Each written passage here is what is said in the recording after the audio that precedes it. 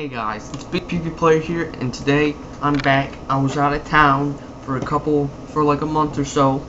You know, I'm back in town. We're gonna be getting back to making YouTube videos for you guys, and today, in my opinion, we're reviewing one of the best movies ever made, in my opinion, and in everybody's opinion at the end of the day, of course. But what makes it so special today is not only we are reviewing it, but we have a very special guest, Mark Zuckerberg. Let's get around. Mark, let me start off with just saying, you know, thank you for being on the show. I really appreciate it, you know, and I know I'm ready to start this review. But are you ready? Hell yeah. Alright, now that's the attitude I like to hear from our special guest. Alright, so first I'd like to talk about how the Minion itself looks like, because I think that's an important thing to talk about. Because a lot of people say that the design is just lazy, but in my opinion they use the simplistic design to draw attention away from the character and more onto the actions they perform. And you can tell the team made them simplistic, so it's more fun to look at. It's more fun to see the actions and not admire the characters themselves. I think it's cute and fun to look at. You know, what, Mark? What do you gotta say to the people who worked on the team? What do you gotta say? Nice job, team. I have to admit the comedy in this movie is very well done. You know, I like it. It complements the movie well, the comedy in it. And then just tell me about it. For example,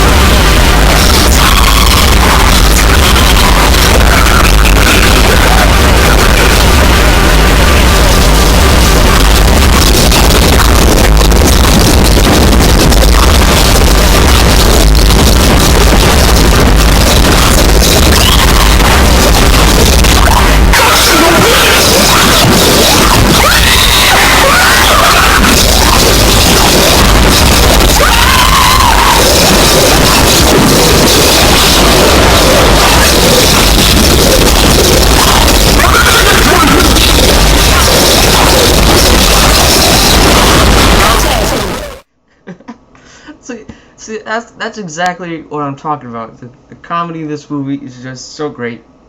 I probably had to edit that a little bit to make sure the audio and the visuals aren't copyrighted. You know, just something you gotta do. But that's that's gotta be something for my editing team to do. You know. Nice job, team.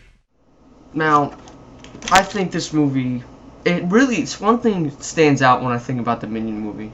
You know, you don't expect a funny comedy movie like this to really hit you where it counts, the heart. It makes you think at the end of the day, and it makes you have a different outlook on the world after finishing the movie. Because each character has their own backstory. Like Bob, the smallest, cutest minion, he has schizophrenia if you look at the lore of the movie, and one of the coping mechanisms is the banana. That's why he always runs to the banana, because he's always hearing these voices in his head. He's constantly tortured by them. And every time he sees a banana, he feels comforted. And he feels like he's at home. He feels like he's safe again. His schizophrenia disappears like that. And it really delves into, like, psychological illness. And I gotta give the movie credit, because a lot of people might disagree with their outlook on it. And, for another character, Stuart, the medium one, the height of the group, medium, he was abused as a child, and this is very hard to talk about. YouTube might copyright, because the Minion movie really delved in. Then, you know, Stuart, he was physically abused by his father. There's really no easy way to go around that. He was physically abused by his father's guitar. This is really hard to talk about. But Stuart was occasionally bludgeoned with the guitar by his father, and occasionally his father would stick the guitar's neck up Stewart's asshole. You know? You can't really make that stuff up, even though it's stuff that's going underground in America. And that's the reason he still plays guitar. It's because his father shoved the guitar up his asshole, causing internal bleeding. Now, you might hate your father for what he did, but Stewart, at the end of the day, he still loves his father, and he still wants to keep the memory of his family going. That's something you gotta appreciate. I don't think you can disrespect a man. You could call him stupid for doing that, but you can't disrespect a man for respecting his parents. And Kevin, last but not least, the tallest one, in my opinion, my least favorite, because I don't find him all that cute. He's a little bit too tall. But Kevin just started off, on the other hand, just a simple dunce. He was just stupid. He was idiotic. He was shorter than most kids. But that was all until he started watching InfoWars. Kevin started watching InfoWars. He did everything Alex Jones said. He even took his muscle supplements, increasing his strength and increasing his intelligence by watching Alex Jones. Now, I think that's a good thing, because these differences, unlike many other movies, how the differences put a wedge between the relationship, I think the differences in this movie really bring the characters together, even though they have such different pasts. And it just feels nice. It feels like they were meant to be together in the grand scheme of things. You know, Mark, what's your take on the characters in this movie? What's your Nice job, team. They really did do a nice job. You're 100% right on that.